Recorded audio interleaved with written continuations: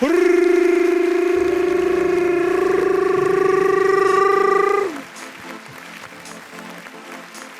right.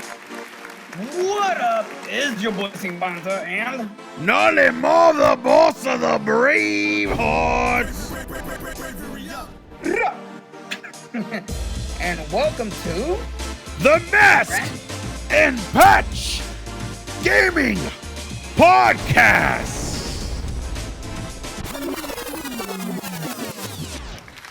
I'm feeling good tonight. What's up, guys?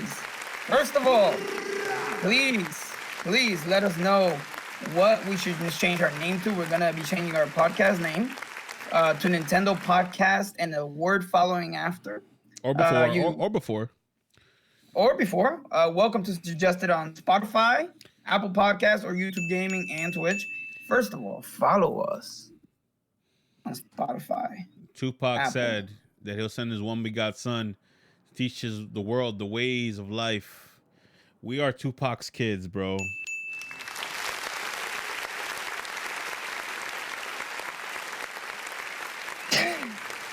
Subscribe to us, please, on these, and also leave a review. Super important. Yeah, put a review, man. Why you not leave us a review on Apple and Spotify, and write a comment if you're watching on YouTube. If you're watching on Twitch, because this is our second live episode. This is only the second time we've done it live, and the only reason we're doing it live is because why are we doing it live? Because we have a lot that we're gonna talk about that is gonna take your interactions into account. So you guys are welcome to see us on twitch.tv/Bravery Arcade or twitch.tv/Sinfanta. But Bravery Arcade is where you need to come to. Chill, Silky. Don't tell people what to do. Silky thinks he's people's dads, bro. Anyway, we have a jam-packed episode. So this week this week has news and it doesn't have news. Like it has like news about like stuff, but then it doesn't have news about like other stuff. So it's a weird week. I don't know what to call it. It's a mustache week. We're gonna call it a mustache week. That's what we're gonna call it. Mustache week. All right. Yeah. Have you played any games this week, or have you been busy doing your thing? You know what? I have not played any games at all this week. I was gonna attempt to play Monster Hunter, but then my day job said that was a lie. Yeah. Maury. Yeah, my day job the lie detector determined that was a lie. I was gonna buy Breath of the Wild again because I saw my buddy Davidless, follow Davidless on Twitch. He's been playing Breath of the Wild on Twitch lately. And just watching him play, it makes me feel like, damn, I want to play that game again. But then again, that's a lot of big time investment. This is the kind of game that you can actually play with bite-sized chunks. It doesn't require you to do so. Yeah, you can play it casually and just play it in little bites and chunks and everything like that. That's true. But I would want to complete it because I had 100% on a different Switch, but I didn't save the save file. So have you watched any movies and any interesting podcasts you want to share real quickly? We don't talk about movies a lot on the podcast, and maybe on a day where we had bigger news, I would probably say, let's save movie talk for another day. But there has been a lot of movies coming out on HBO Max, and I subscribe for HBO Max because of the Snyder Cut, and I told myself as soon as I watch Snyder Cut, I'm getting rid of it. But then I started watching like South Park on it, and I was like, damn, I forgot how much I love South Park. And then the Godzilla versus King Kong came out. Yes, dude. So if you want to talk about Snyder Cut, I liked it. I thought it was really good, much better than what came out 4 years ago. And it was long as balls. There was a lot of slow motion. I feel like you could have sped up some of that stuff. I know you love it because I've seen you on Twitter ranting about how good it was. Okay, so this is a funny thing. I loved it because the prior Justice League already established things, and I'm pretty sure I would have disliked it if I didn't see the other one. So it's a weird dichotomy. That's a good point. I bet you a lot of people would not like this movie if they never saw the first one. The first one makes the Snyder Cut good. I'm glad you admit that because the Snyder Cut is only good because something horrible exists.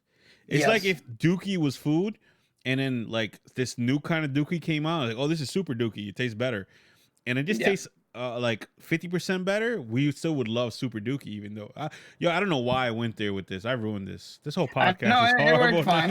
Also, watched. We ruined it.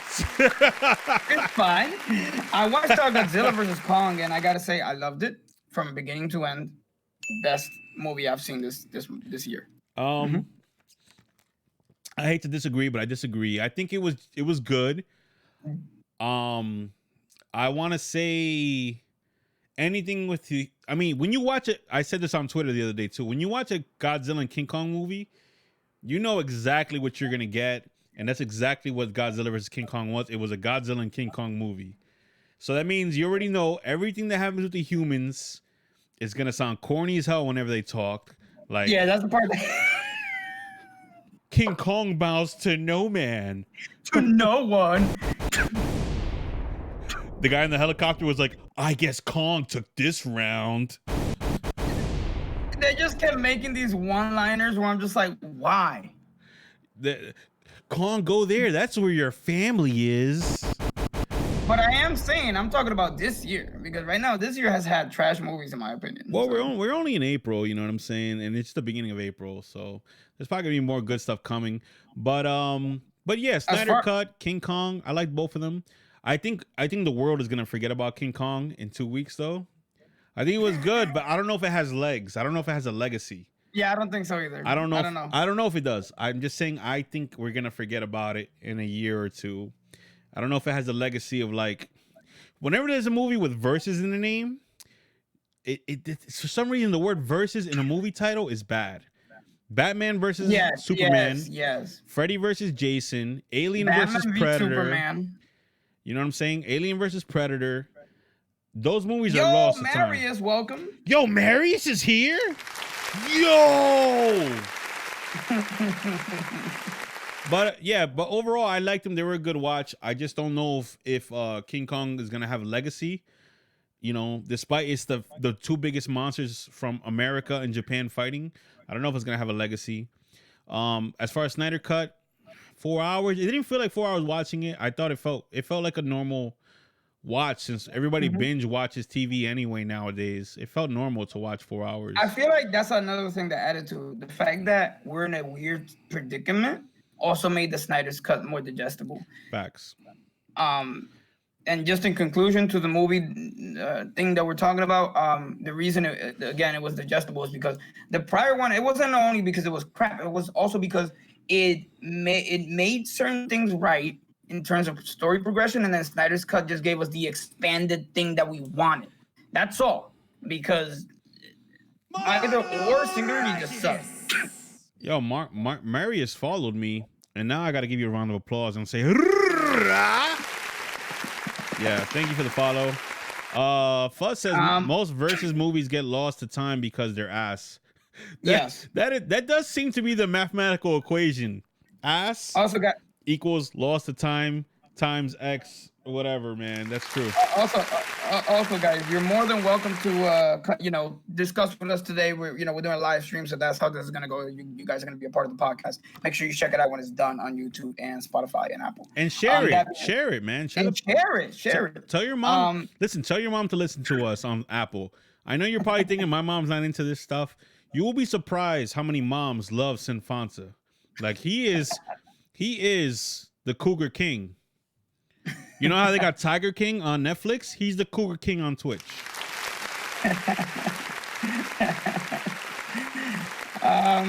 What else? Okay. So games I've played. I've been playing obviously Smash Bros. That's always a given. And I've been playing Monster Hunter Rise, which we're gonna discuss about in a bit. It's been great. It's been a good game so far. That's good. I'm glad to hear it. It's been a good game so far. You want to start off with the first topic? Yes, let's head into this. So we oh boy, I feel like people just have too much money nowadays in their hands, which we're oh wait, is this the we're gonna lead this into with this one, or we're gonna tie that into the Mario one later? It was first. Let's just do it. I don't know. Let's just do it. All right. So we had a gentleman spend 660,000 US dollars on a rare copy of a Super Mario Bros. Game. That's Because why not? stupid. Use your common sense. Oh my lord! Heritage Auctions recently sold another rare copy of the Super Mario Bros. For the Nintendo Entertainment System for an exorbitant amount of money, 660,000 US dollars to be specific. This absolutely shatters the record for a single video game auction, which was previously held by a copy of Super Mario Bros. 3 that sold for $156,000 last November. 156,000. Oh my God! Now Super Mario Bros. 3.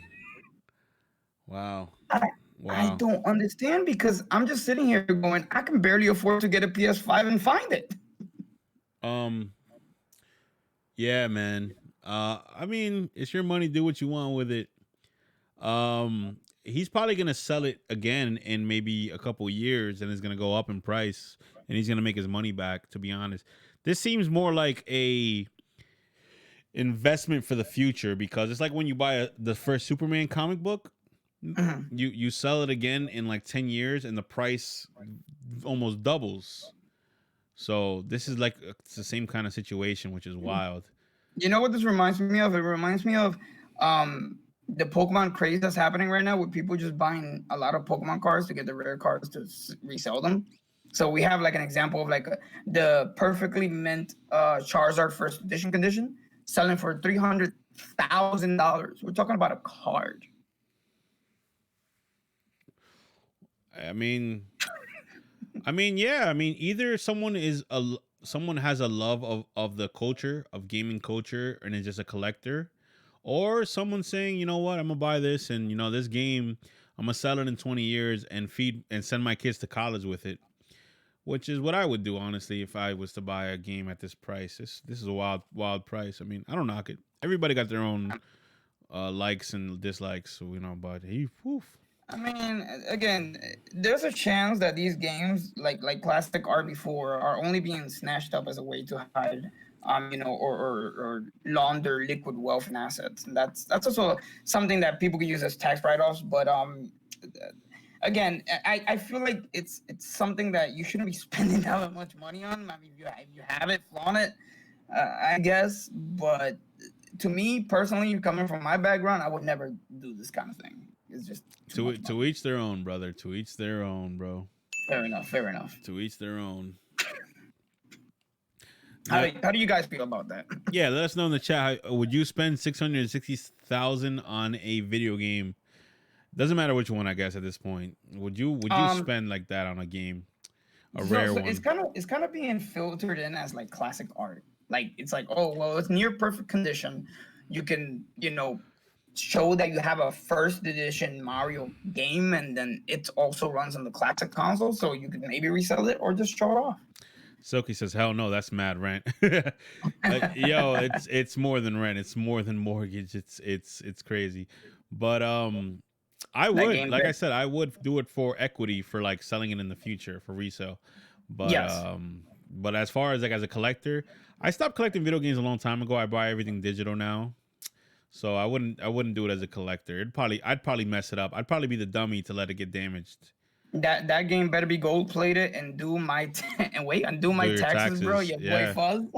yeah. Fuzz is big into taxes. He's actually an accountant on the weekends. So yeah, I understand why he said that. Yeah, he's an accountant. But you can have it as a tax write off essentially. So yeah, and he's religious. And he's British too. I think Fuzz is British. Either way, moving on. Shovelware on Switch. Talk to me about that. All right, guys. So for those that are unaware of the situation on the Switch, when the Switch first came out for the first year and a half, we were very content and happy with shovelware on the Switch because it was very limited, and the shallow pool also made it so that the content that was being provided was actually quality content, both on the online store and in physical retails. I don't know how you guys feel about it. Please let us know, in the comments.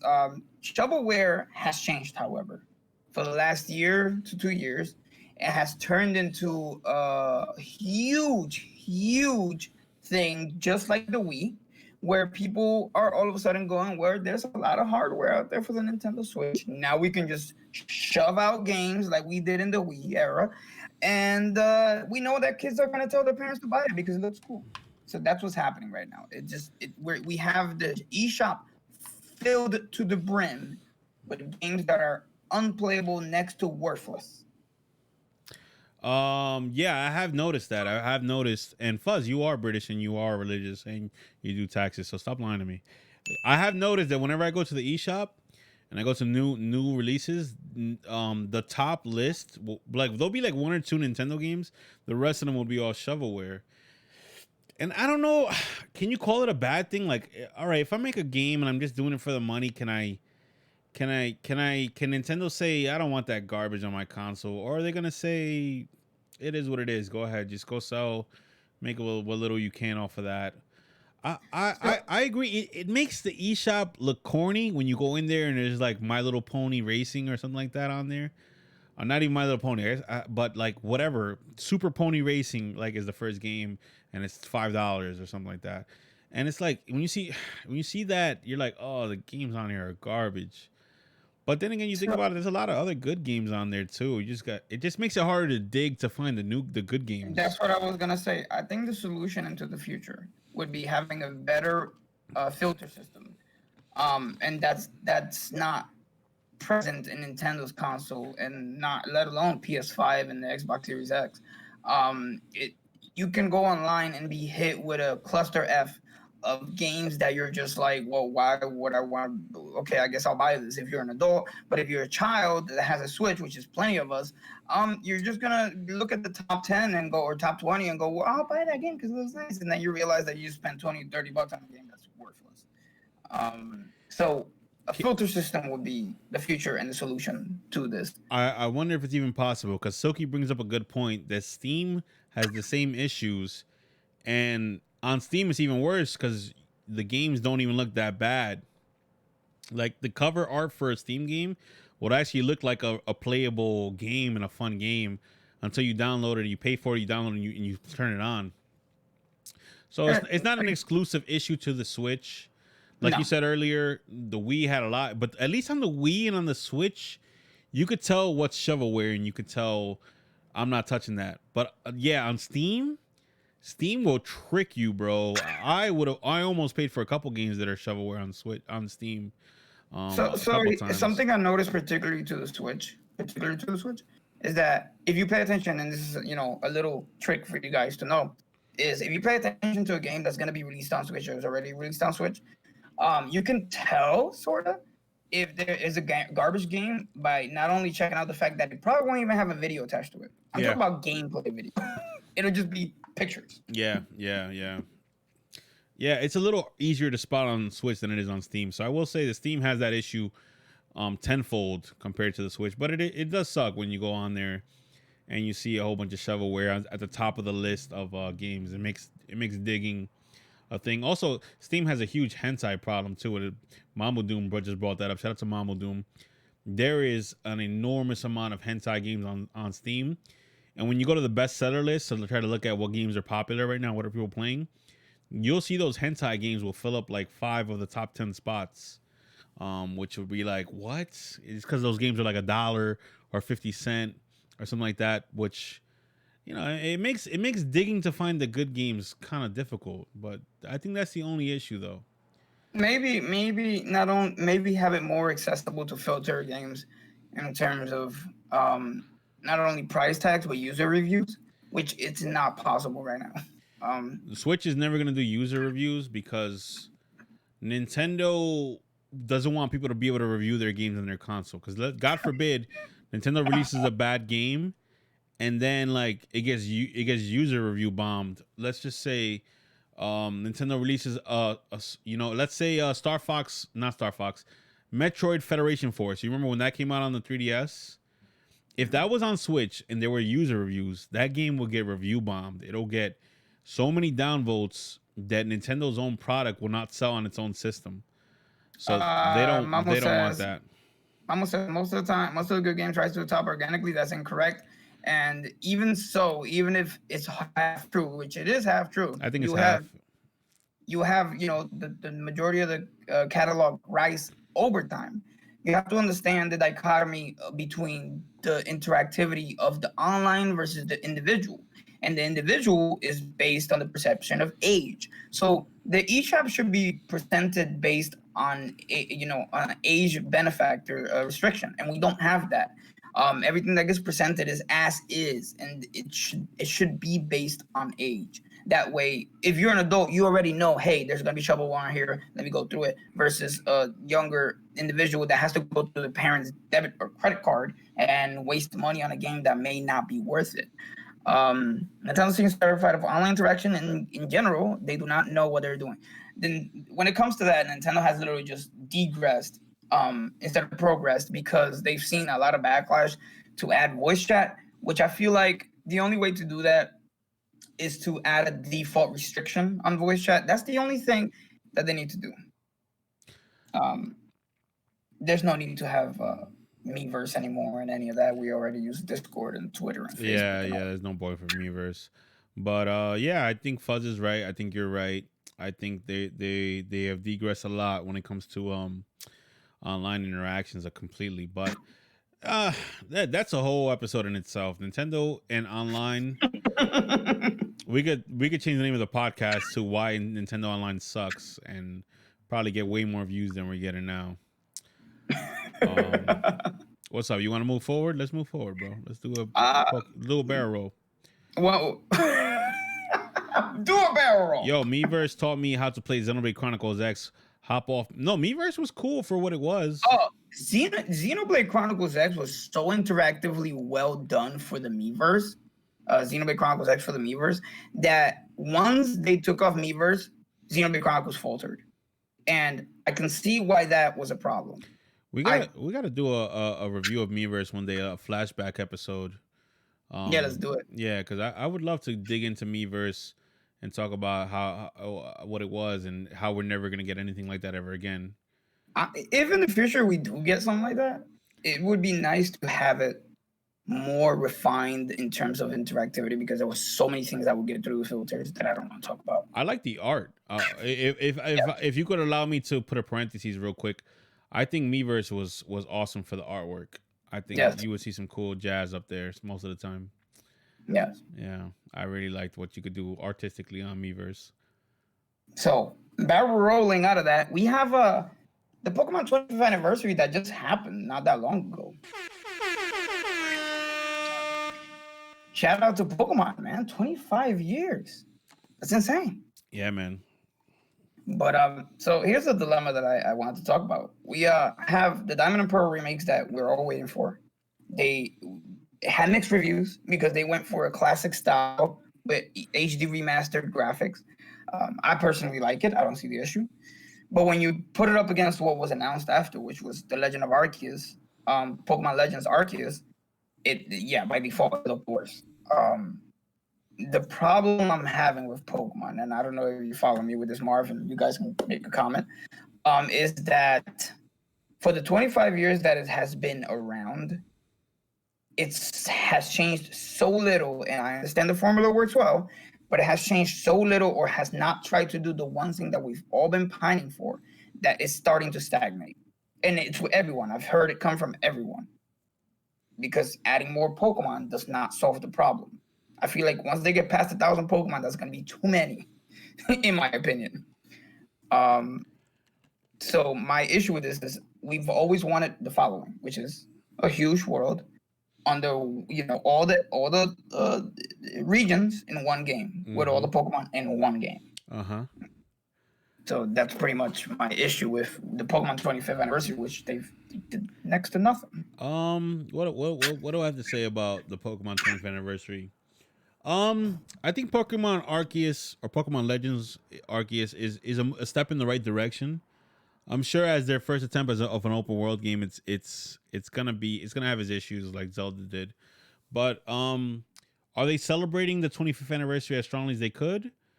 You know what? I think that with having a big change with the open world Pokemon game coming soon, some people are gonna want to say, "Oh, but I like the classic style better," and maybe that's Mm, why they decided to go really old school with the remakes of Diamond and Pearl. yes. But also, I also think that even though you're right, like everybody wants a game where you could just go from every region and travel between them. I think once they do that, if they do that, then what are you gonna do next? Because you know how me and you were always talking about how Ultimate, there's nowhere to go now. There's nothing new you can do with it. If anything, Yeah. Smash Six is gonna be a downgrade as far as like characters and stages and just having everything in it. Where would you really go next with Pokemon if you give everyone everything they want with it? So here's an example of a company that handled it wrong, but can be learned from. World of Warcraft is a perfect example of a company that handled it wrong, but could have handled it right. um, it had, and, yo, Naphilian, he's in a wow. bit. I haven't seen Naphilian since freaking Vietnam. Naphilian, Are hope you you're ready to well. talk about? Are you ready to talk about the Mima war yet? No, we're not talking about the meme wars. You already know, man. You already know. No way. I respect my body, man. World of Warcraft is an example of how it could be handled right. You can have something like Ultimate transgress and transcend the console by just having that content constantly upgrade and then just re-release the game with constant updates as need be. Okay, I agree. I Um, agree with you 100% there. 100%. yeah. They don't have So to make a new Smash Bros. They can just keep upgrading Ultimate. But then with, yeah, with with Pokemon, could you do that? Do you think Pokemon could do that so too? Pokemon is even better because Pokemon has always been region locked Pokemon with exclusivity to want to access those. And what they have done is restrict themselves. And at first it wasn't an issue, but once they kept jumping from generation to generation of consoles, they kept landlocking each Pokemon, and you can no longer access all of them at once, which is what we had at one point. And so now they're slowly doing the whole thing of squeezing out every dime they can get by releasing games that subsequently let you access all the Pokemon slowly through each release. So they're just they're just doing good business strategy, but bad press and bad gaming strategy because eventually it's already backfiring.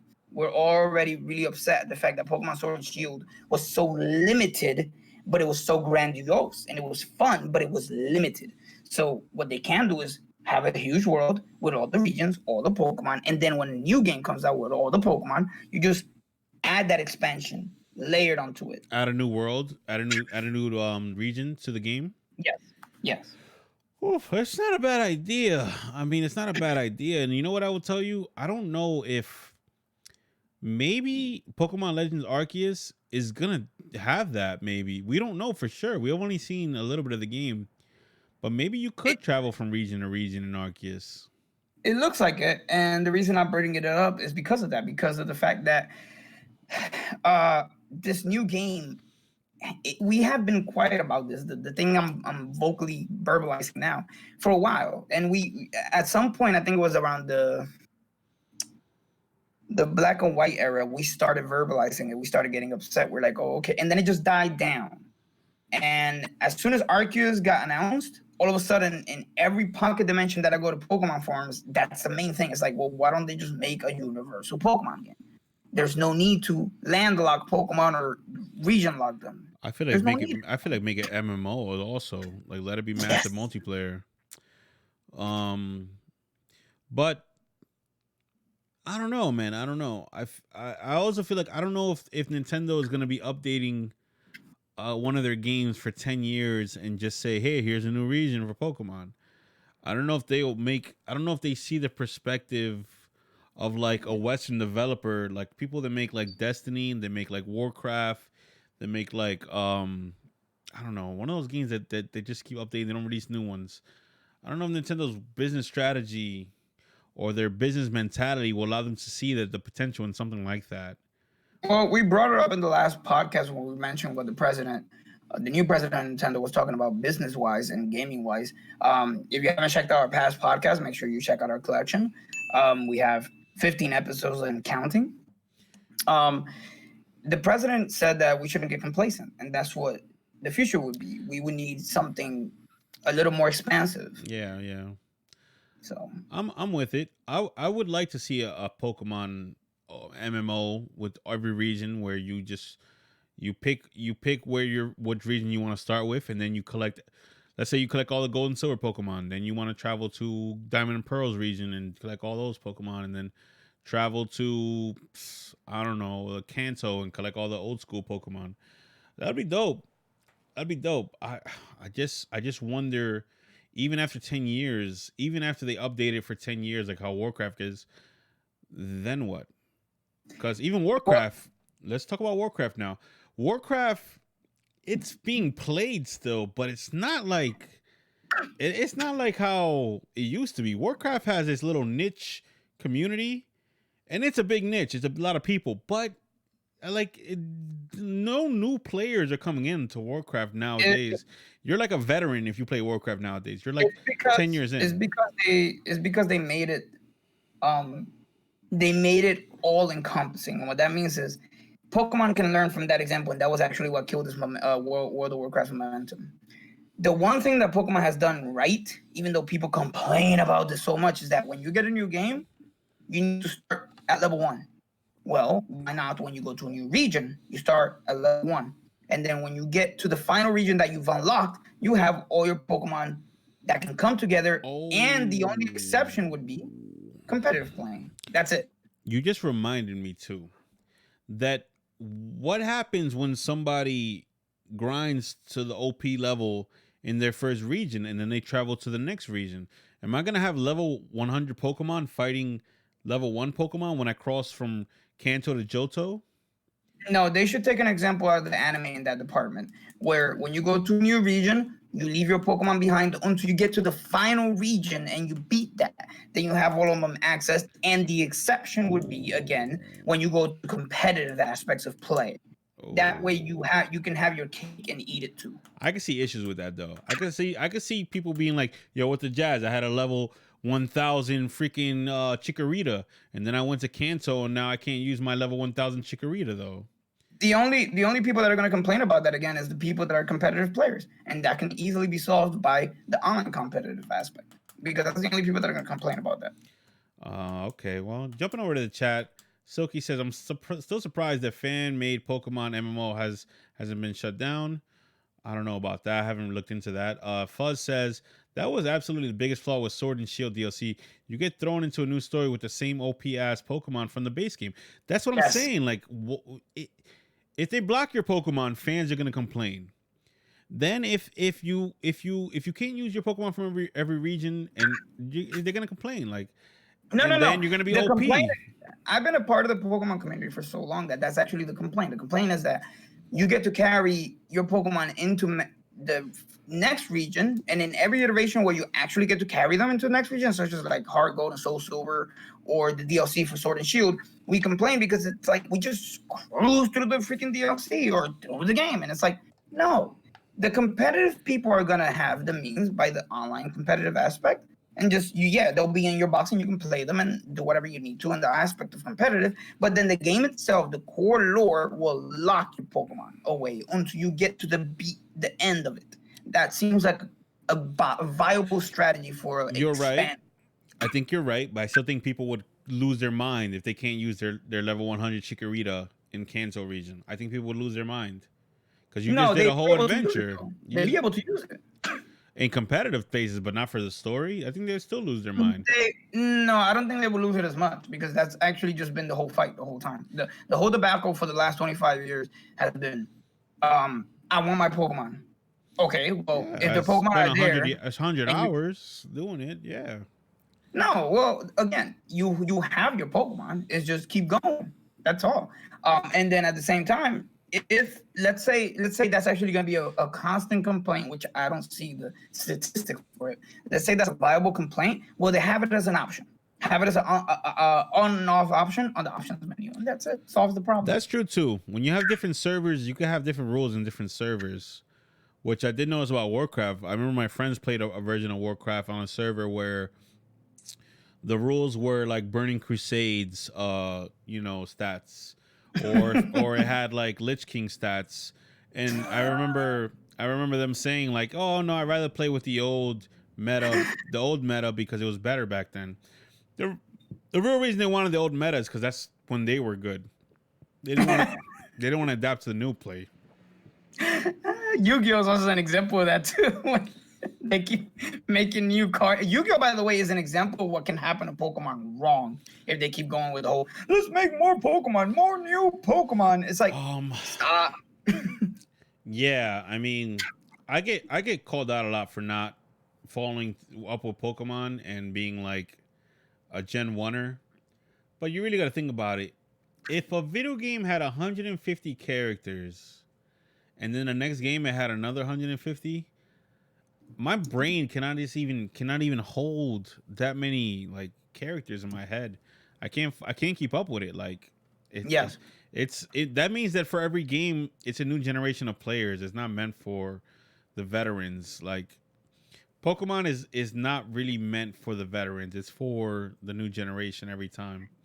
I mean, it would be, again, that would solve the problem. Like having a MMO or a giant world would solve it for the veterans, because those of us that are adults, that's what we've wanted once we transcended teenage, hood, where maybe like in 2008 was the point where we started saying, hey, like, why you guys keep adding Pokemon? Hey, why you guys keep putting new regions? But now we can't remember them because it's so far in the distance. All I could remember, in my personal opinion, is Kanto, Johto, and Hoenn, and then everything after that just into the nether realm. Yeah. I mean, I don't know. It's a double-edged sword either way, I think. But reeling it all the way back, because we went to outer space. Pokemon 25th anniversary, what they should be doing. I think this year a good Pokemon movie should come out in theaters, honestly. Oh yes! Didn't they have a new movie? This is why that's a valid point. They had one last year. They had a 3D remake of the Mewtwo Strikes Back movie, which was great. I will great say it was good, but I don't want to watch the same movie again. Because even Detective Pikachu is technically a remake of Mewtwo's story. Because Mewtwo was the main bad guy in that. But that movie, But that movie was great. Yeah, they're both good. But I'm saying now it's time to do something new. Now it's time to make the Detective Pikachu 2 or make Detective Geodude finally. Geodude, yes, the one and only savior. Our one and only savior, Detective Geodude. The problem with movies is that for Pokemon, they've been restricted internationally. Yeah. We'll talk about that some other time. Yeah, well, Panda says Post Malone had a concert for Pokemon 25. And he's talking about it wasn't love, it was just sex while there's Pokemon dancing. I'm like, whoa. I didn't get to watch it. We were supposed to watch it and talk about it on the podcast, and I forgot. I told you to watch it. We talked about it, but you didn't remind me the day it happened, so I got to go back and watch it now. But we talked about Pokemon for like an hour, so let's move on. Let's talk about Monster Hunter, bro. Talk to me about Monster Hunter. Hold on. Where are we at with this? Okay, all right. So we got Monster Hunter again. I've been playing this game. I've been loving it. It's a lot of updates in it that happened that were needed, but we're not gonna delve into too much details of the game because I still need Marv to play for me to discuss it even in further detail. But guess what, guys? Monster Hunter Rise has sold 1.3 million copies.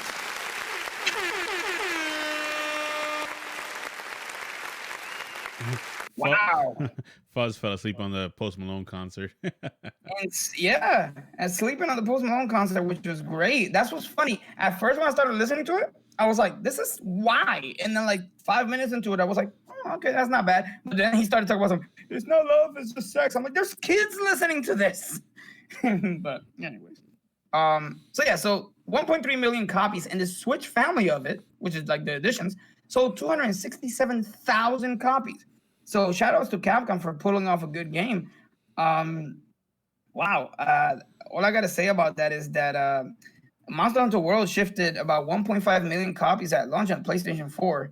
And the Switch is just out here destroying it. This is great.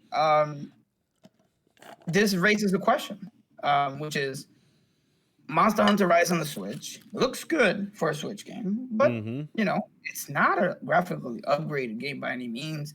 It's not as easily accessible as Monster Hunter World. It's like amalgamation of World and the older games. So it's not as difficult as the older ones, but still hard. But it's not as accessible as World, but still accessible.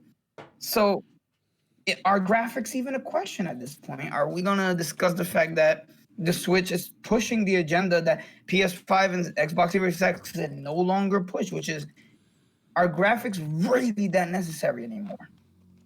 Okay, so if we're gonna turn it into that conversation, which I didn't know we were gonna do that conversation, but let's have that conversation. Historically, in the history of video games, graphics have never mattered, ever. If you look at like the history of video game consoles, usually the console with the least amount of power wins the console race for every generation. So if you look at the PS2, the GameCube, and the Xbox, the PS2 outsold those consoles like 4-1. If you look at the Wii, the 360, the PS3, the Wii outsold those consoles 4-1. If you look at I don't know if you can even go further. Even with like the PS1 and the Nintendo 64 and the Dreamcast, the PS1 outsold those consoles like 4-1. So graphics has never mattered. We just like to pretend it does. And then PC is never involved in the conversation because let's be realistic. Most people don't play video games on PCs. That's just a niche market. The Wii U never happened. Yeah, the Wii U never happened. So really, graphics have never mattered. We just like to talk about it. We just like to pretend it does. And we like to feel good when we have a powerful console in front of us. But as far as like with Monster Hunter selling more on the Switch, that's not just because of the graphics. That's because of the handheld. It's because it's handheld. In Japan, most people prefer a handheld console because they travel a lot. They ride the train to work. They commute a lot. Most people are on the move in Japan and they prefer it on the Switch. Or not just a Switch. When it was on PSP, a lot of people brought it on PSP instead of PS2. It's just I can admit that because when I was in Japan, that's all it was. Yeah, everybody loves handheld stuff in Japan. And then like Monster Hunter being on the 3DS, that's not because the 3DS was powerful. You had the Vita out during the 3DS era, and there was no Monster Hunter for Vita. It's just because that was the most popular handheld at the time, the 3DS. The 3DS outsold the Vita 3-1. So, yeah, Monster Hunter is a series that thrives on handhelds. So it was only a matter of time. But I still have a feeling. Well, it might have been confirmed already, but I think Monster Hunter Rise is going to come to consoles soon. PS3, PS5, and Xbox. Yeah, it has to. But graphics has never mattered. That's never been a component as to why something is.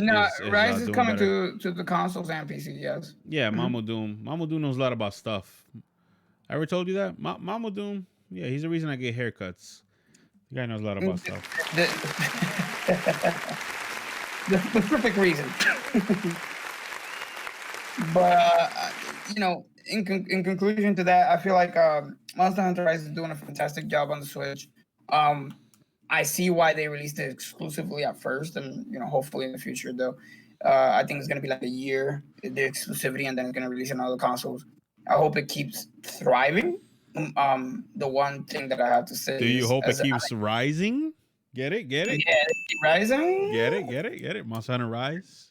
But you know, the one thing that I'll say, coming from somebody that's playing it and enjoying it, because I still have content left, is they need to, in a further patch, add the G rank, which is the harder edition of it, which has always been in every iteration, and keep it constant updates going, because that's the thing that kept World alive, and World is still alive to this day. Like, it keeps selling, keeps doing well. So let's see. World is going to continue to sell, and people are going to continue to play it, because for most PlayStation players, that's the only place to play Monster Hunter. But until PS5, PS5 and Xbox Series S need to get found more. Where are they selling? I don't know. I've already expressed my hatred of the PS5 a lot of times on the podcast. Not my hatred of it, but my disappointment. And and how it looks and the games that came out at launch. The Xbox Series X, don't even talk to me about that jazz. Like, don't even talk to me about it. Oh, geez. Can you even consider that a console at this point? I don't even think about it. I don't even think about it. All right, we'll move on. Like, I don't even think about it. Barrel You want rolling forward. to bring up the next topic? Oh, I'm sorry. Go ahead. No, yeah. Let's talk about R.I.P. Mario. And the first thing I want to open with, because everybody knows about this, Mario 35th anniversary and the Mario 35 are gone as of March 31st. Was it? Mm-hmm. Okay, so for a long time on my Twitter timeline, I kept seeing that Mario's gonna die in a week. Mario's about to die. Mario's about to die. I didn't know what it was. I was like, whatever, man. Sometimes I get on Twitch just to like pick my nose and like pass the time. But like I kept seeing it, and then I didn't realize what it was in reference to. And then I realized, oh, it's in reference to the Nintendo taking down the Mario games off of Switch. And then it turns out that there was this news channel. I don't know.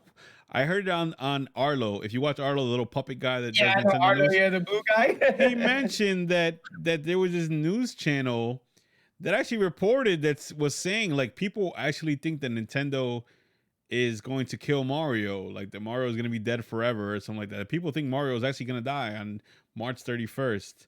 And I thought that was hilarious. Leave it to like the news journalist to totally misinterpret like a meme from Twitter or something like that.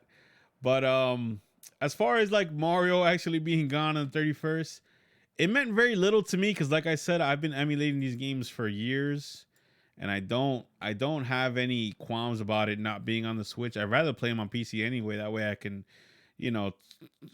tweak with it, mod it or whatever and play. I was playing Mario 64 4 players like online like a year ago on my stream, and I remember how awesome that was.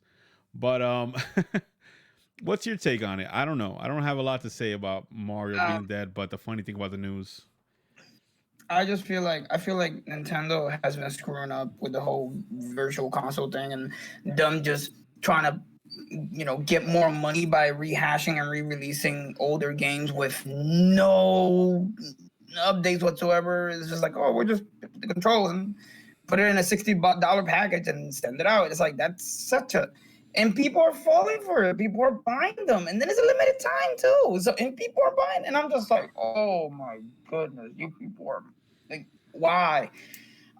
That's a case study unto itself. Legend of Zelda's Skyward Sword is also another case study unto itself. And then you come to find out that this is why the president of Nintendo doesn't assure me too much, because in their little concise statement on Twitter, they're talking about on the 31st we're shutting down Mario Maker, uploading creations, and we're taking away the limited edition. We're also shutting down the 35th Super Mario Bros. Thing, but Mario will continue to power up. And it's like, to where? Like, what's happening? You guys are showing us how greedy you're getting as time goes on, and people are accepting this as de facto norm. And I'm just like, this is not acceptable. We had a really good virtual console on the Wii, and we had a decent formulation on the Wii U. What happened? The Switch is the perfect area for them to do it into the future. And I understand, this is the one thing, I understand that the Nintendo games, like in Super Nintendo games that keep getting released, take a little bit of time to get done because they're adding the online, multiplayer aspects, so you can play games together. That's what they're going for, so you can play the games online together. But the connection is crap, and we're paying money for this. So out of the games, the connection's crap because we don't have servers for them, and we're gonna get the servers apparently. And two, they're taking too long. Why would they not invest in that if we're paying for this? That's my take on it. Mario's tied to that, and Mario's not an exception from those. I feel like this is a perfect example of greed to a degree where if we don't complain about it, if we don't let them know they're getting complacent, they'll keep doing it. And the example is in Skyward Sword. I like what Mamudoom just put in the chat. He said, "Bro, Nintendo is a toy company at heart. and people put more value in toys the more rare they are. I like that comment a lot, and I think that Disney, I mean, I said this a couple streams ago, Disney has in the 90s developed this thing where they said, we're gonna release Lion King on VHS, but it's only gonna be for like a little bit of time, and we're gonna make it rare for you to get a home video release of a Disney movie, a Disney classic. Nintendo, they're never gonna say it, but I honestly believe Nintendo is a student of Disney. They really do look up to them as a company. I think Disney and Apple are the biggest influences on Nintendo. They really like them, and they make it rare, and it makes you want to buy the game before it's gone. And if the game was there forever, I don't think I'd ever buy it. Like I didn't buy it anyway, but I'm just saying, a lot of people are not gonna buy Mario 35th anniversary if it's there forever, because they're like, I could buy that whenever. But if it's rare, I'm gonna go to the store, buy a physical copy, store it, and I gotta price this legendary piece of gaming in my hands. That would work if it wasn't because this is a different medium. We're speaking of gaming. Movies, you can just adapt with higher resolution, with just a higher constant resolution, or even people will still accept it with the default resolution as long as you have access to it to a degree. Toys, you also can have limited editions because they're physical at hand, in your hand purchases. That limited edition, that's also a thing. But when you're talking about video games, you don't want to just put out a package that is the same old package and keep having that as the norm pushing forward, especially when you have something like Skyward Sword as a case example. You can even say Skyward Sword is not rare though. It's gonna be unlimited. No, but they're pushing that. They're using that as a case study, and you can tell by how they packaged it. But what I'm saying is, if you're gonna have a limited edition, make sure it's either up within video games. Make sure it's upgraded to a degree, or make sure that you have it packaged in a different format. And 3D All Stars, you can say, okay, fine. It has 3 games that you can say maybe they're worth for $60 because they're limited edition. So that raises the purchasability of it. But the problem is also, can we carry this into the future? And you don't know about that. No, it doesn't. So, yeah. Marius says scarcity is for digital goods. Yeah, it's crazy. Scarcity for digital goods is insane. But I agree with everything Sin just said. But I will say I disagree in the point where, because it's video games, they shouldn't do that. I think with movies they shouldn't do it either. No, not do it. That's not what I'm saying. Well, I think you pointed out. You said that with games they shouldn't do it, right? And then with movies it's kind of okay, or something. Or with toys. Just make sure that it has some kind of added value to it, other than limited edition, some kind of added advantage. I get you. But yeah, what I was gonna say was, no, Disney's kind of messed up for doing it too. They shouldn't say you can only buy Aladdin for like 3 months and then it's going back in the Disney vault.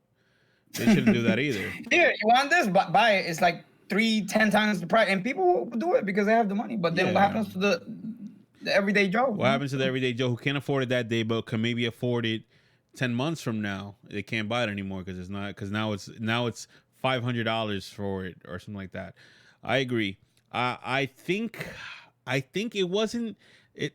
I think Mario 35 is not the test run.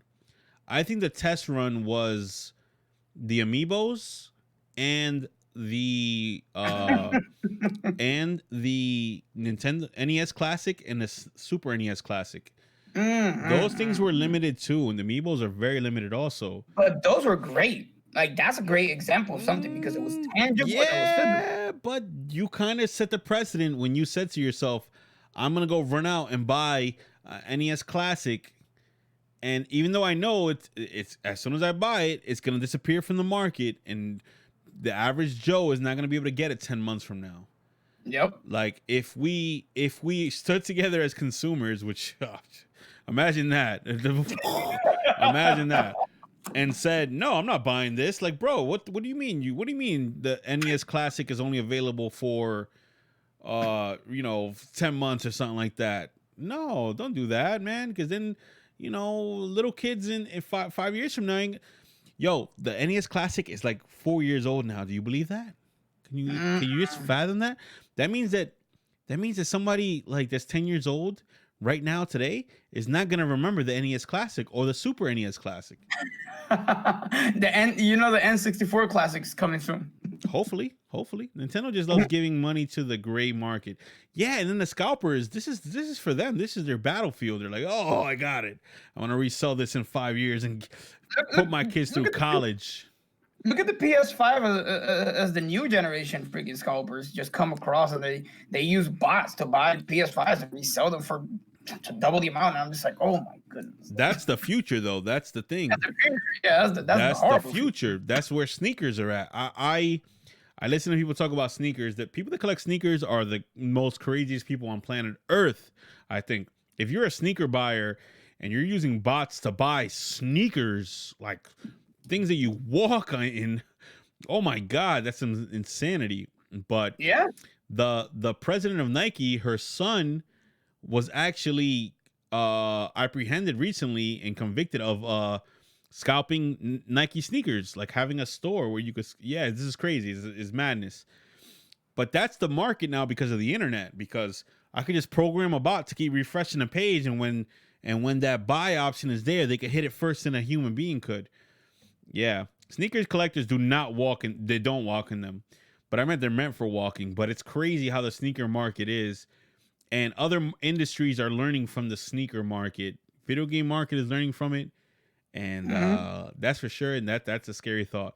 But like, listen, before we get too far off into space, that's a conversation that can lead into other psychological things that I'm not going to talk about. It is a psychology. It is a psychology that they're learning from. They're seeing how human beings react to something that you can only buy at a limited time. And the fact that there's some people who will drop $500 for something just because it's rare. Nintendo themselves can hold a warehouse full of Mario 35th anniversary collection, and they could sell them online under a fake account and make 10 times more off of each of those games. And it has happened. Nike got caught doing that. Would Nintendo get caught doing that? I don't know. I don't know. Nintendo seems like this wholesome. They are pricks with like, their trademarks and their IPs, but would they go as far as to do that? Oh, I don't know. But it's a possibility, right? It is an option if they wanted to make more money off of the Mario 35th anniversary. I think that Nintendo wouldn't go as far as doing that approach, but they already show non-naivete to what, like, for example, like you said, like what Disney does. And so going into the future, we have to be wary of these companies that we have fallen in love with because it is a hobby that we do. And I would say that we're aware and cognitive of what they do, but then we just don't talk with our pockets. We still buy games. We still get them and act like everything's okay. And the companies are not better for it. Bingo. We have to talk with our pockets, bro. Don't buy this stuff. I'm not touching Mario 35th anniversary. I want to play Mario Galaxy so bad right now, but I'm not buying that, bro, because dude, what? This is $60 and then it's gonna be gone. Like, I'm not playing $60 for Mario Galaxy or Mario Sunshine or 64 that I all have an emulator. Yeah, I gotta do some extra stuff to make it HD, but I'm not paying $60 for that, bro. Get out my face, bro. I played all them games 100 times. Rocky 3 was a good movie. Come on, Nintendo. Good movie. Get out of here. Mama Doom says, bro, Nintendo higher-ups didn't even know what Xbox Live or PS Plus were until 2013. That was back then. Nintendo wasn't a box back then. But there's a new guard now, somewhat. They know what online is. They just don't care. Or they're trying to fix it now. I don't know. Yep. But in conclusion, I don't even know if we got time for the last topic that we put. But I got time. You got time? You got time? I don't want to take you away from your date tonight. It's not anyway. In conclusion to this topic, I hope Nintendo into the future is understanding that they shouldn't cater just to the people that have huge pockets, and the consumers need to cater to themselves and understand that they got to speak with their pockets. Consumers, us, you guys watching the stream, You guys gotta not buy stuff sometimes, man. Don't buy everything, yo. Mambu Doom, Marius, freaking whoever else is watching, Silky. Stop buying everything, bro. Talk with your wallet, man. So you want to expand on this last topic that you wanted to talk about? Yeah. I do want to expand on it because a couple of weeks ago, we were talking about if my memory serves me correctly, I was saying how I like other fighting games more than Smash because Smash doesn't really have a style to it. It like if I put on Tekken, I know I'm gonna get those electricity vibes and those that 90s kind of arcade feel from it. And I play Street Fighter Third Strike. I know I'm gonna get those hip hop kind of jazzy themes from it, and that art style that almost is like watercolor and what else I want to say about? I don't know. I'm drunk. Whatever. But I did say that in particular, I like other games more than Smash because I feel like Smash doesn't really have a style to it. I said that it's more of a collection of styles because it has characters from multiple different video games and genres. But what I didn't say and what I didn't dig in on is that how Smash Brothers started with an extremely impressive and artistic style. So I'm a rewind time, you know what I'm saying? And I'm gonna take you back to the OG Smash 64. And I want to point out how the freaking opening movie starts when you turn on Smash Brothers for 64, and there's the master hand. He goes in a toy box and he pulls out. I think it was a Yoshi. I think Yoshi's the first one he pulls out, right? I'd have to look at it again. But the whole point of the first Smash Bros. Games is that you were like Andy in Toy Story, and you were pulling out your toys, random toys from random different series, and having them fight each other. The whole theme of it, even with having the master hand, was like the human hand, and you were controlling these characters, manipulating them, and every character in the game wasn't Link from The Legend of Zelda. You were playing with an action figure version of Link. You were playing with an action figure version of Yoshi, of Donkey Kong. Yeah, it was like Indian in the cupboard. It really was, and that was amazing. It was like, yo, that was the whole theme of it, the whole art style. Like you're playing inside a little kid's playground, a little kid's room, and playing with these toys and having them combat each other on different play sets. That's why all the stages are like floating platforms and whatever, because you're playing in your room. You're just imagining different backgrounds and stuff like that, right? Boom, follow me. So then Smash Melee came out. Now, obviously, the GameCube was like 1,000 times more powerful than the N64. Now, Smash is in its sophomore run, right? It's a more mature game. When you see Mario, he's not like a little toy. He's not dangling from the Master Glove's hand, right? It's still the same concept. Similar, but they're not toys anymore in Melee. They're trophies. When you see the first, someone throws a trophy and it spins, it's not a toy anymore. You're seeing it's a trophy of Mario in his iconic pose. And Mario does not look like a toy. He has the denim. You can see the denim in Mario's jeans. You can see every strand of threading inside of his pants, his jeans, and whatever. And like I said, they're trophies. This is like an achievement. Even when you're playing the game and you're unlocking characters, you are seeing, you can go to a spot in the game where it shows you your trophy collection, and it's your room, and it's on this table where it's a whole bunch of trophies of everything you've achieved in gaming. Like, hey, I've mastered Zelda. I've mastered Mario. I've mastered Donkey Kong. These are my achievements in gaming. So Smash Bros. Melee is an achievement of gaming, right? Now, you go into Brawl. And this is where I want to say that Smash Bros. Started losing its style a little bit. You still had the denim on Mario. You still had that rugged, desaturated look, even more desaturated than Melee. Now everybody, the color tone is toned down. I guess it looks more serious. I don't know why they did that.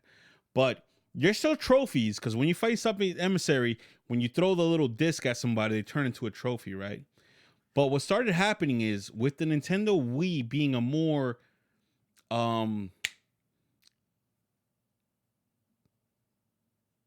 say it. A more streamlined? Negative. Casual console. Yeah, streamline casual. With a more casual console, they had to make a more casual game.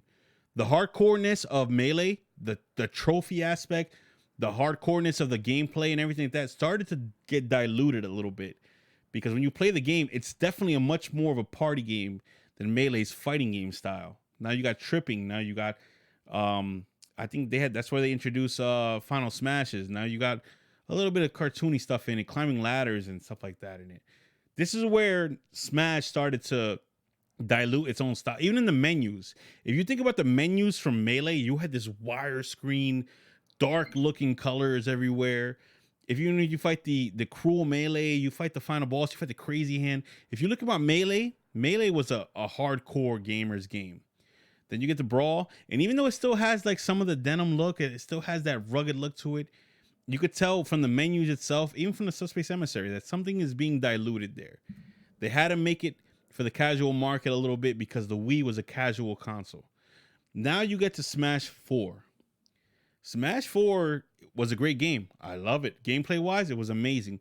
But then you could start seeing that the characters have stopped being stylized. Now they're just cutouts from their own games. Mario is no longer a trophy. He's no longer a toy. He no longer has the denim on him. He's just Mario from the Mario Brothers games. Link is just Link, whatever Link was popular at the time. Smash Ultimate, he's just Smash Ultimate Mario. Celebration of Smash, but he's not anything else. Not playing, but is there. Whatever. But yeah, that's the only thing I wanted to point out. Do you agree with me, Sin? And I'm going to ask you this question, and you can be completely honest with me if you disagree with me. Do you think Smash Brothers lost its style? Do you think it's just a game about games now? It's not really an artistic vision? Or do you think there's still some type of merit to its look, to its design? Like, what do you guys think in the chat also? Do you agree with me in saying that Smash Bros. Lost its style? Or do you think there's still some artistic vision there? I had to listen to you to understand where you're coming from, but okay, I see where you're coming from. Now, as far as the style, there's a couple of different branches that you can discuss. The fighting aspect, it still has the fighting aspect. It just got it back. I think that part. It got it back because it lost it in Brawl vehemently. And if we want to say that Brawl was the part where they were just like, let's cater to all audiences, that's exactly where they lost a lot of things. Not only the style that you're going to mention that I'm going to discuss in a second. When it comes to the fighting style, it's still there. When it comes to the presentation of the characters, I feel like the upgrades of graphics, it was a necessity. But what they failed to add into that, and they cut out completely, is what you're mentioning. Is just what they presented was the style and the concept and the lore, and the lore Bingo. should have been kept on. They literally just cut it, and I agree with that because that was what attracted me when I first started playing. Was, oh, these are my toys, and that would have been great with the amiibos, by the way. But let's not discuss that right now. Then they just started going, well, should we just explore each individual character's game? And even Melee was already kind of touching it. And then Brawl just went full on with it. And that's why it played out in Smash 4. They just said, no, we're not doing that. And then with the Switch version, they were just like, well, we'll just do kind of like a Mama Kara walking by. Shout out to Mama Kara. They kind of did it just let's not go full story mode because people dislike that. Let's just do like a what do you call it? A board game type of thing with a pseudo story. And that still didn't sell the concept. They lost the style and artistic presentation of I would just call it lore for now, but that's not what it is the presentation of the style, which was, we're playing our toys as kids, just in context. And they cut that out, and they could have literally created that part as just the presentation itself of the game.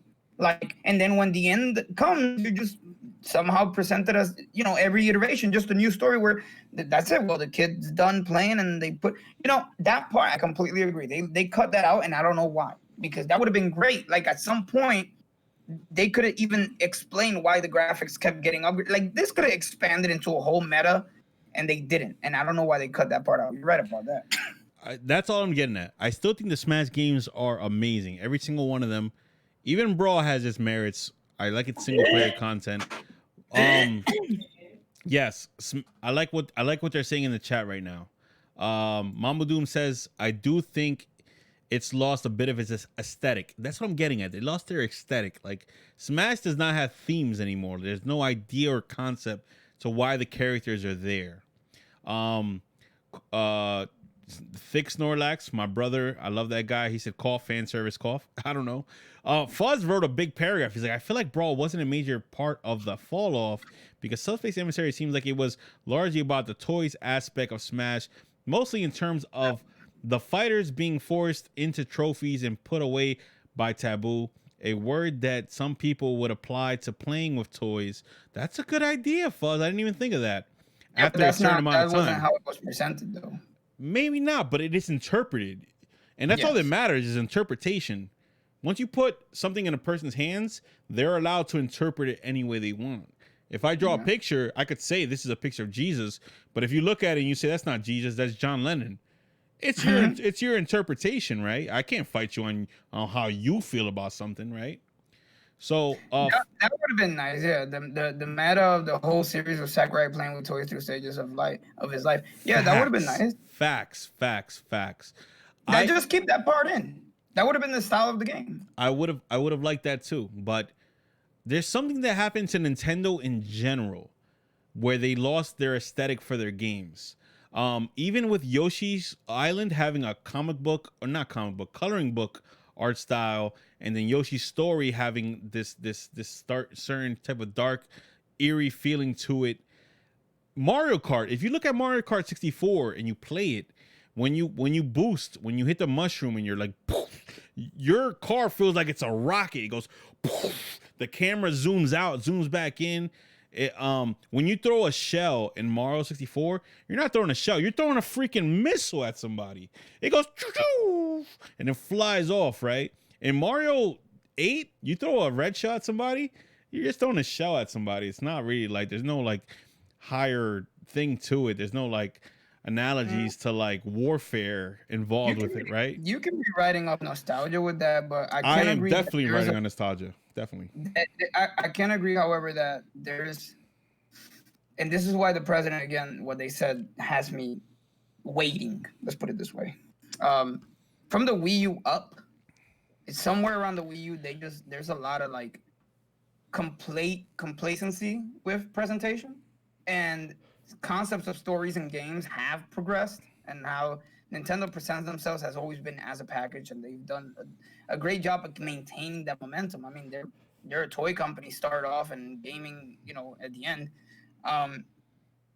But I think the Wii U kind of took the breath from under their sails, and I feel like if they're gonna go into the future, which so far they're still doing well, but I can't see that point that you're making, is that they're gonna have to reinvigorate their games. And the only example that I can think of that right off the bat, and it's not nostalgia, but it's more like they did take a concept from an old game, was Breath of the Wild. Breath of the Wild is essentially The Legend of Zelda 1.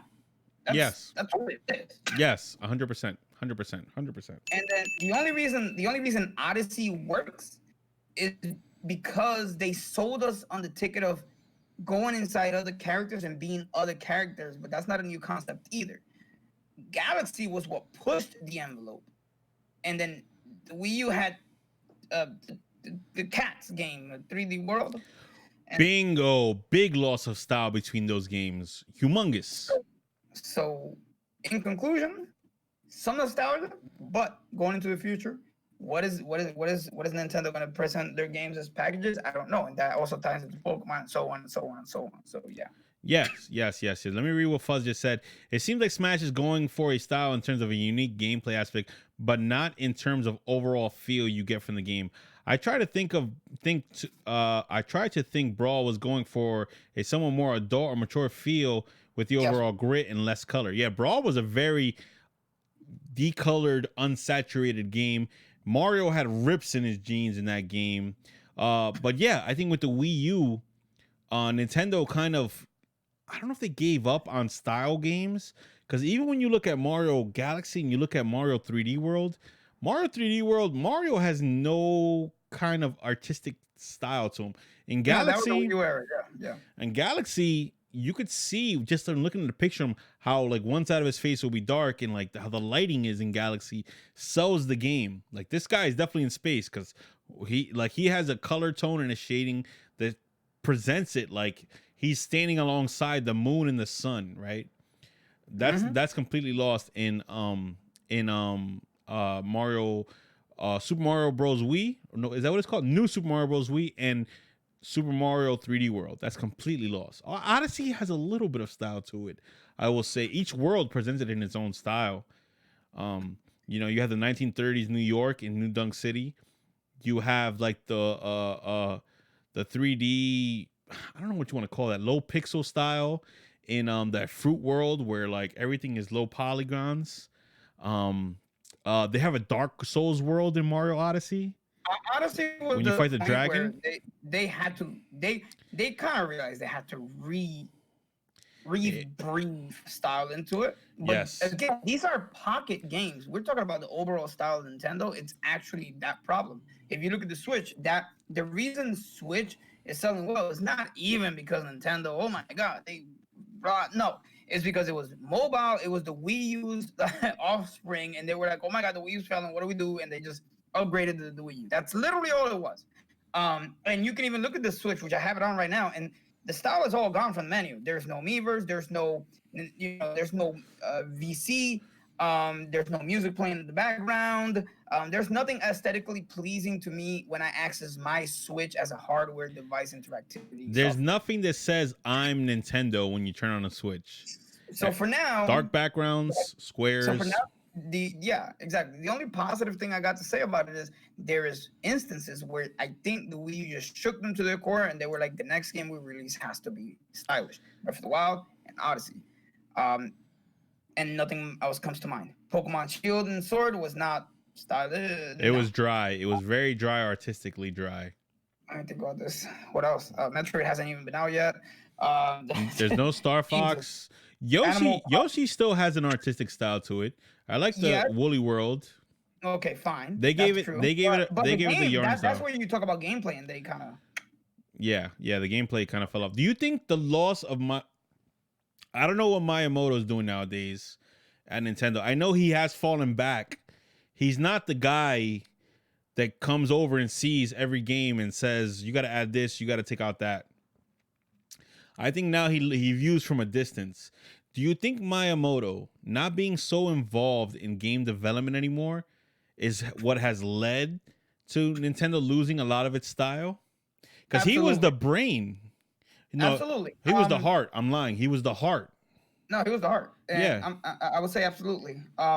They have done a fantastic job of passing the baton, but it was during a difficult trial because that's when Iwata passed away, when Reggie stepped off, and when the Wii U was doing horribly. So they've had this whole like 3 years to 4 year transitional period where they had Miyamoto training individuals that will do this, that will be the predecessor, what do you call it? The successors. Successors, yes.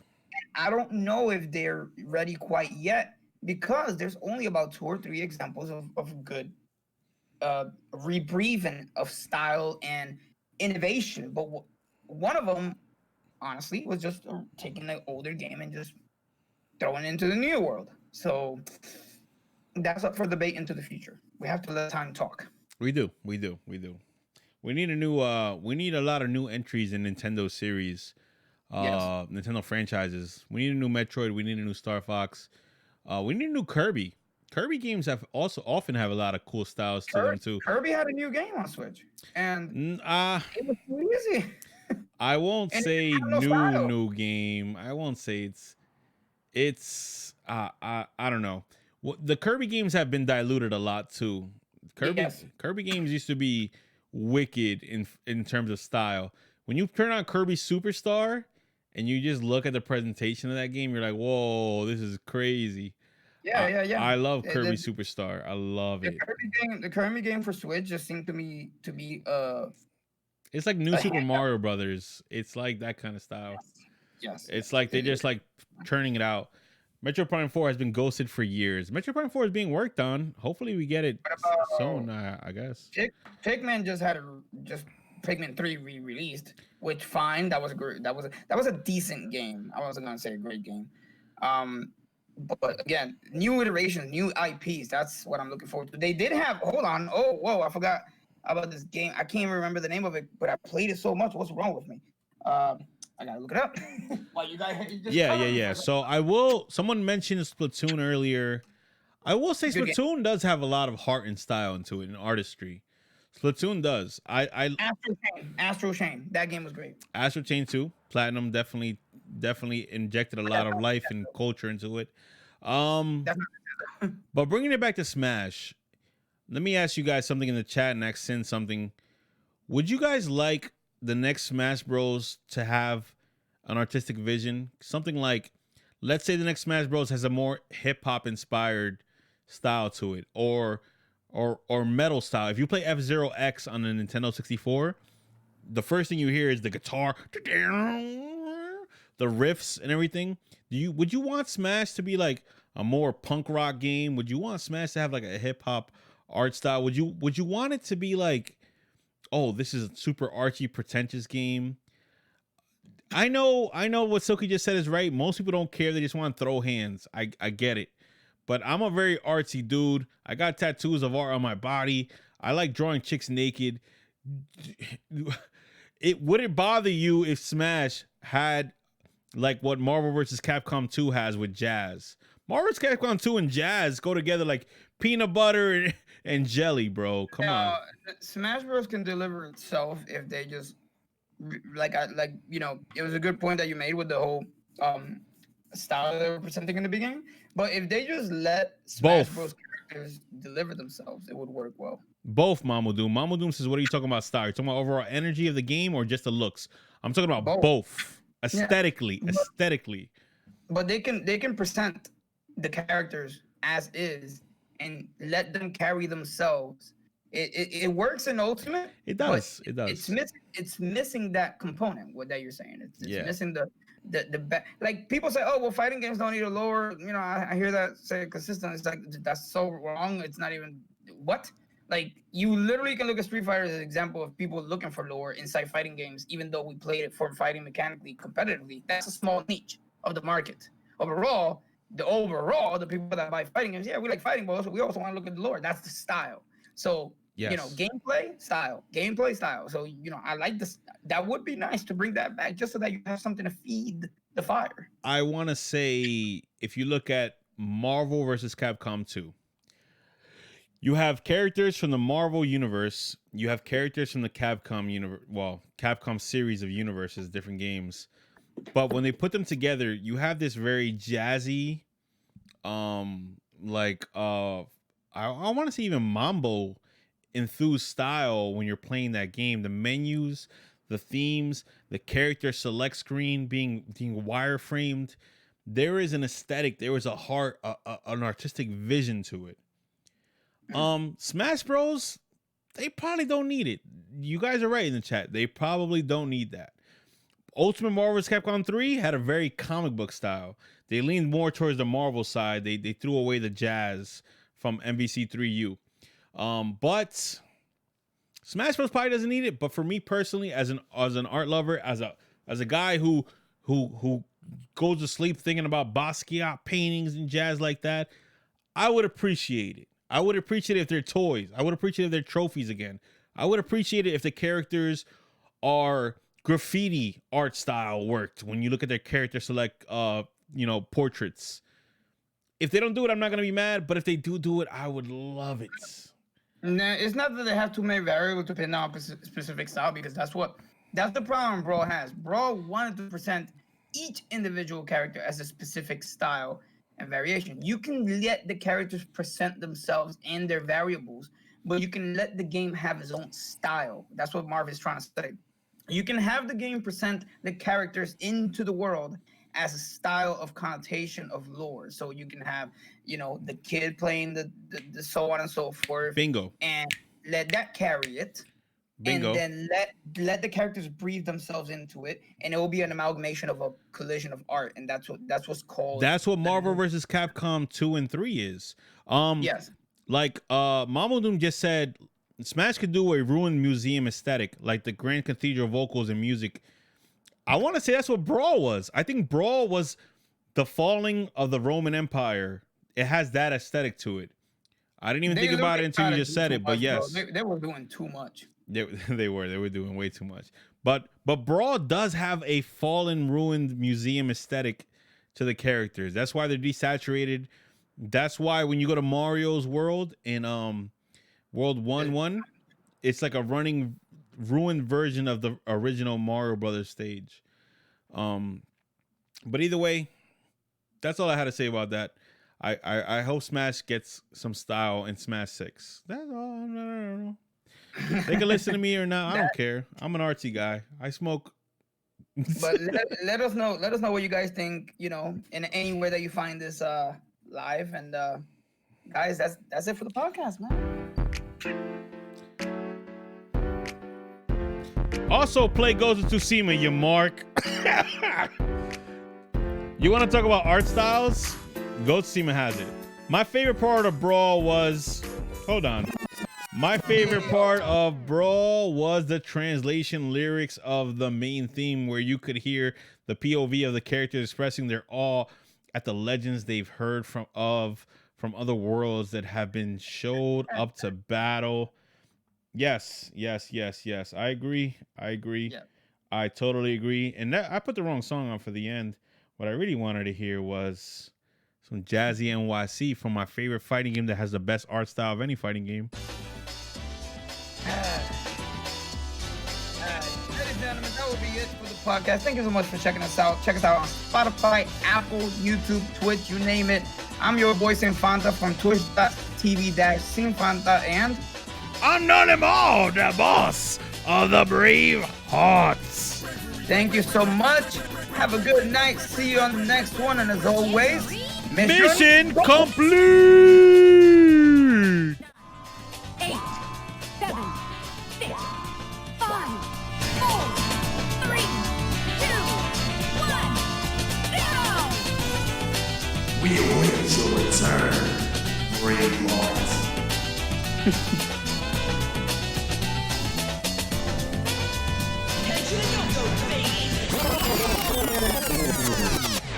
Yeah. You know what's crazy? That's crazy.